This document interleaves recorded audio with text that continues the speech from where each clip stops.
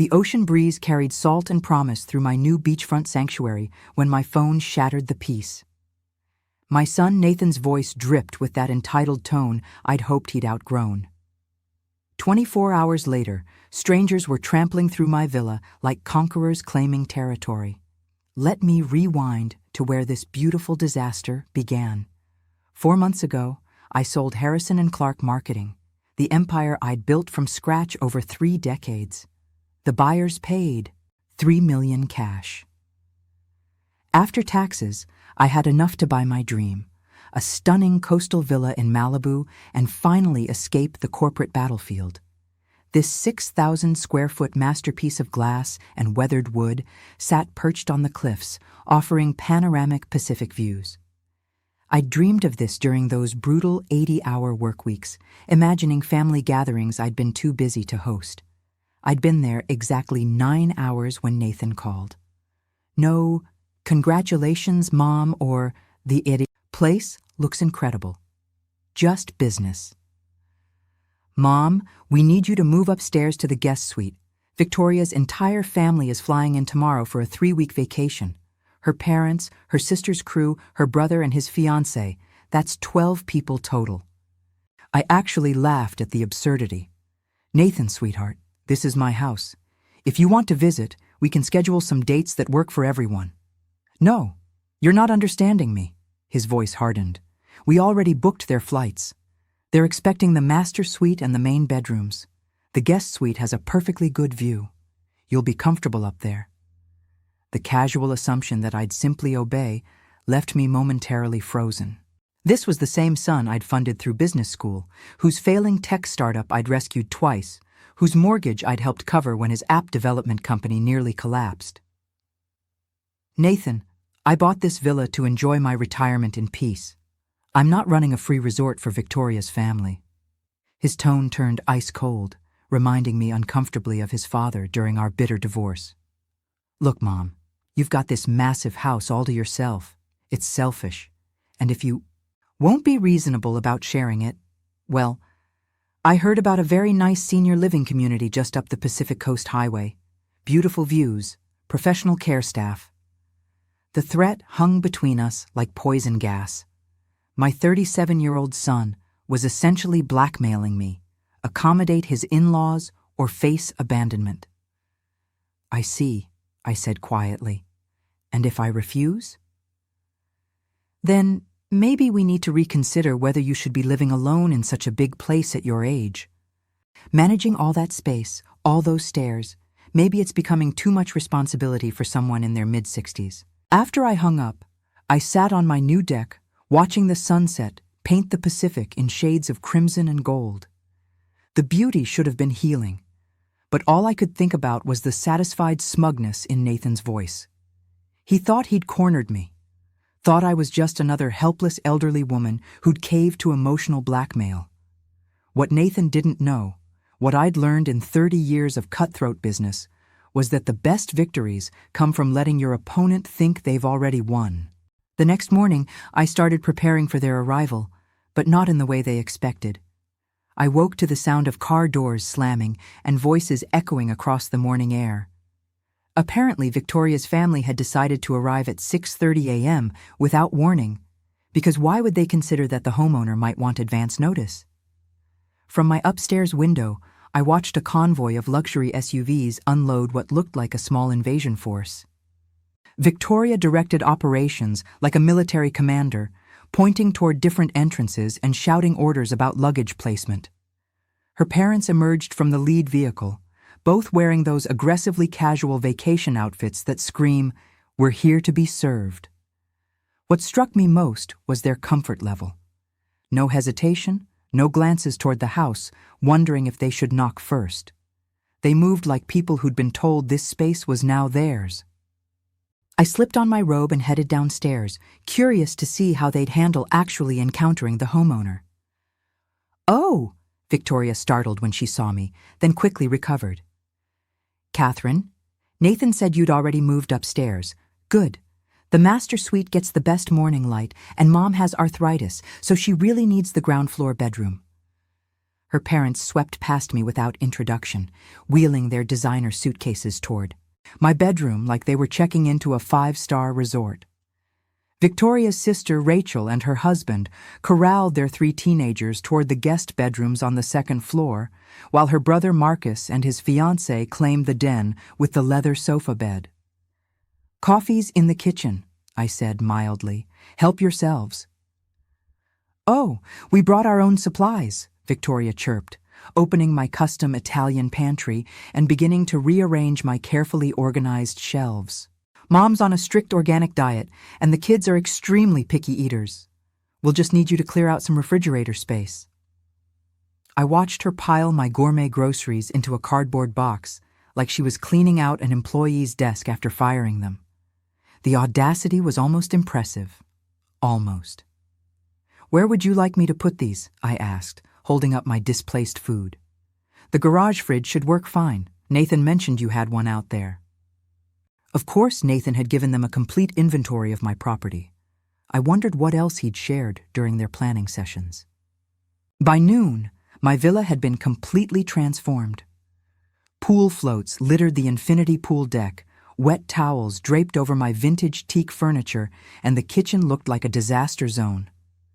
Victoria's mother, Patricia, held court at my dining table, complaining loudly about the water pressure in her shower while her husband critiqued my streaming service selection.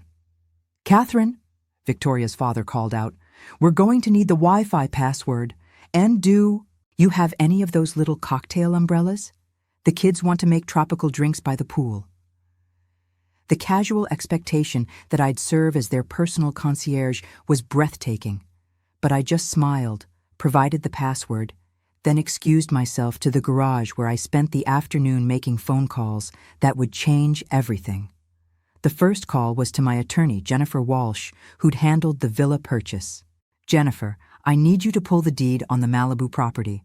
Specifically, I need to confirm the exact legal ownership structure and explore some creative options." The second call was to my accountant, who'd structured the purchase for optimal tax benefits. "Robert, remember how we set up the beach villa? Walk me through the LLC ownership details again. I may need to make some adjustments." The third call was to a private investigator I'd used during corporate acquisitions. "Daniel, I need a comprehensive background check on some house guests. Full financial workup, employment history, social media deep dive, credit reports. Yes, I'll pay triple your rush fee." By dinner time, while Victoria's clan devoured premium steaks they'd helped themselves to from my Sub-Zero freezer, I had all the information I needed. But I wasn't ready to play my cards yet. Better to let them get truly comfortable first. That night, as I lay in the small guest room, listening to 12 people enjoy my house below me, I smiled in the darkness. Tomorrow would bring the first surprise.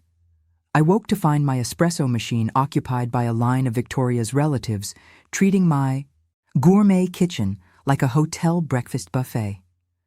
Patricia had taken over my entire marble counter space to prepare what appeared to be a gluten-free, dairy-free, taste-free feast for her various dietary restrictions. "Oh, Catherine," she said without looking up, "we're going to need you to run to the organic market. Marcus's fiancé is vegan, and Rachel's youngest has severe nut allergies."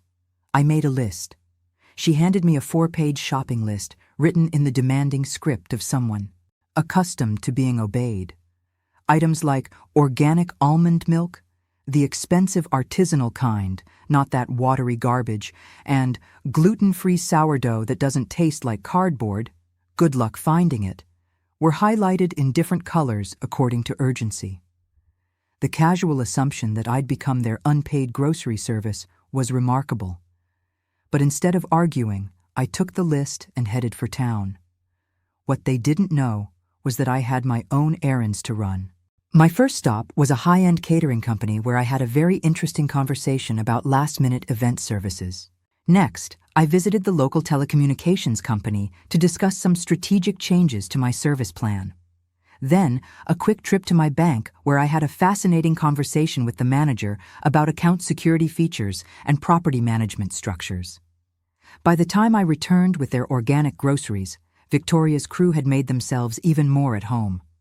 Marcus had rearranged my living room furniture to optimize the ocean view for his photography, while Rachel's teenagers had discovered my art supplies and were creating masterpieces on my imported wallpaper. "Oh good, you're back," Victoria said, not bothering to help with the bags. "We're planning a massive beach party tomorrow night. About 40 people, Nathan's business contacts, some influencers we met at the pier, a few local entrepreneurs.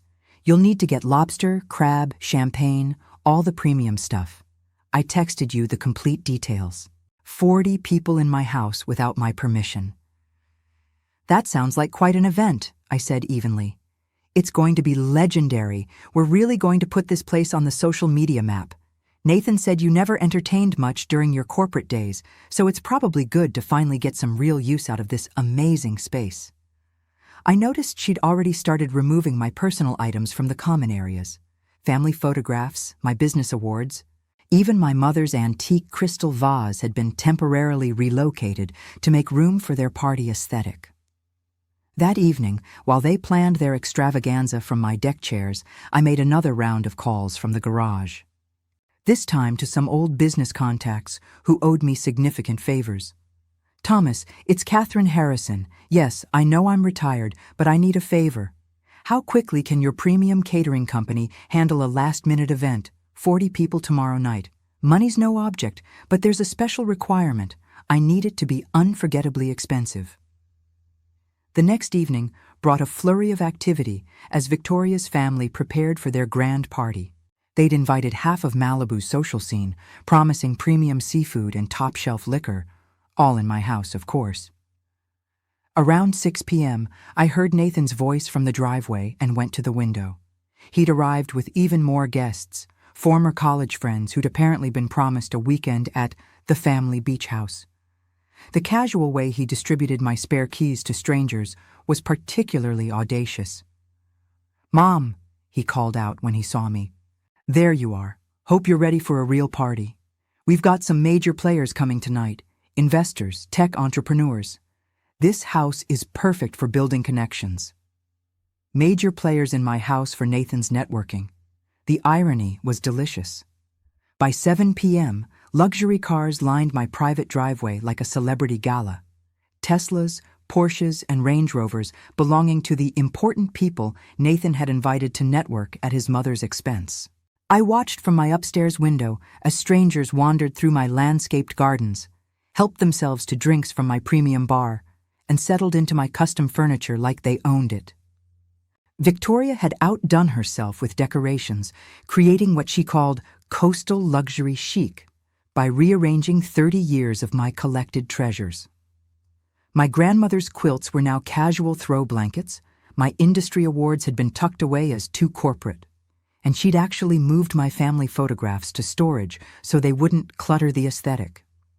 The final insult came when I heard Nathan giving someone a tour, describing the villa as the family property, and casually mentioning he was handling all management decisions now that Mom's getting older and needs the support. Getting older and needs support. At 64, after selling a multi-million-dollar company. I chose my outfit carefully for the evening. A sleek black dress that had served me well during hostile boardroom negotiations. If you're going to deliver devastating news, you might as well look powerful doing it. The party was in full swing when I made my entrance at 8 p.m. Nathan held court on the deck, regaling his audience with stories about acquiring the beach house and his plans for maximizing the property's investment potential. Victoria flitted between groups, playing hostess with impressive confidence for someone who'd never contributed a single dollar toward the mortgage. "Catherine," Patricia spotted me first, her voice carrying that particular tone reserved for inconvenient elderly relatives. "There you are, dear. Could you check if we need more ice? I think the bar's running low." Even at my own party, I was expected to serve as staff. Instead, I walked to the center of the deck and raised my voice just enough to catch everyone's attention. "Excuse me, everyone. If I could have just a moment." The conversations gradually died as 40-plus strangers turned to look at the woman they'd been told was just the aging mother who came with the house. I want to thank you all for coming to celebrate tonight. It's wonderful to see so many new faces enjoying this beautiful property. Nathan beamed, clearly pleased. Before we continue, I have a few quick announcements. That's when the catering trucks pulled into my driveway. Not small, discreet vans.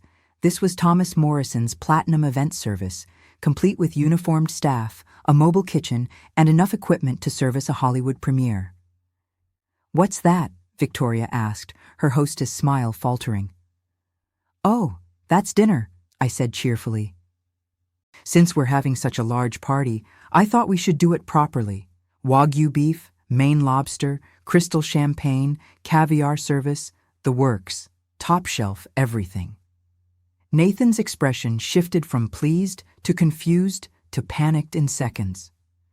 Premium catering for 40 people wasn't cheap, and he was clearly doing math in his head. "Mom, we already bought food." "Oh, don't worry about that. We'll save it." I turned to address the crowd. "The catering staff will be setting up shortly. Please, everyone, enjoy the premium experience." Thomas approached with his clipboard, wearing a satisfied smile. "Ms. Harrison, where would you like the champagne tower?"